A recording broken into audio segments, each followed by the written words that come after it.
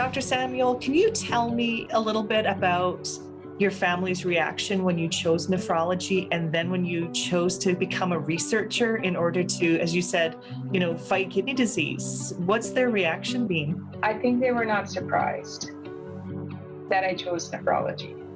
I think they were happy, but I think vividly, like when you live with someone with kidney disease day in, day out, and some of the mental imageries that I can think of are the fatigue, the chronic kidney disease patient, the patient on dialysis wiped out, not being able to get up for 6 hours a day, the smell of uremia in your bathroom. Like, that's not something that's ever talked about in the community, in clinicians' language. But these are things that families have to live with. And then, of course, being attentive to food and a lot of activities. When you're on dialysis, you're not able to do that because you can't travel or go places. And then the change that a transplant brings you and the hope, but then the despair when you find out that maybe some things are not working or panicking about a complication. Then only can really understand what is it about that disease you want to make a difference in, what is important to the patients. So I said, I know something about this and I'm going to apply myself. And that drives me every day. And that's why I'm here. You have a level of empathy that very few physicians and researchers have. You're bringing something to the table that really and truly other researchers and physicians don't understand.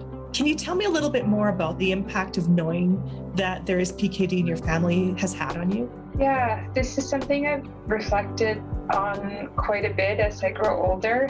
The impact of knowing that there's a hereditary kidney disease in your family and that I have a 50% chance of inheriting it. And the joy of knowing that I'm middle-aged now and I don't have it. But yet feeling the sorrow of maybe other family members who may have inherited it.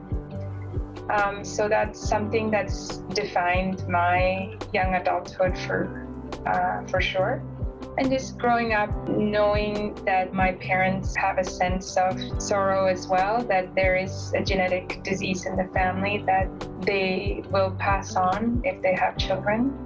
And that's a sentiment that's universal to families with polycystic kidney disease, and individuals have to make decisions as to whether to have children or not. And if they do have children, to live knowledge that at some point in the future that they would have to go through testing to determine whether the disease has manifest in their child. So those are emotions that as families we go through. But it's also brought our family quite close together, the common cause of fighting a disease and being an advocate for my dad.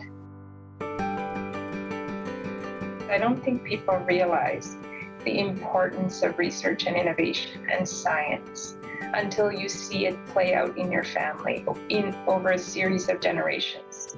About 50 years ago, my grandpa was diagnosed with polycystic kidney disease. At that time, there was minimal diagnostic methods to tell you exactly what type of kidney disease it was, nor was there any treatment. And he died fairly young with 7 children, left destitute. And one of those children was my father. And the information didn't pass on to him that he could potentially have inherited a kidney disease because the diagnostic tools were not available. And he discovered later in life that this is an inherited kidney disease with advances in care and knowledge and so on. My dad now is 72. He's lived a wonderful life on dialysis and has a wonderful kidney transplant given to him by a donor that we'll never know, but that kidney works. 14 years later, it's still going really strong. And we are grateful to that donor and his or her family who made that gift. But what research has done for our family is given my dad that extra 22 years that he wouldn't have had if we did not have advances in dialysis and transplantation, in life-sustaining care. And this all came through research and innovation over the last 50 to 70 years. So it gave me a chance to witness the power of investment in science over 2 or 3 generations. My dad lost his dad when he was 8. I have not lost my dad yet. And that's the miracle of science. That's a perfect way to tell us the importance of research and explain it from a very personal perspective. And again, thank you for doing that. This has been really interesting, and I'd like to talk to you a little bit more about the influences that the Kidney Foundation has had on your career. Are you able to stay a little longer? Yes, definitely.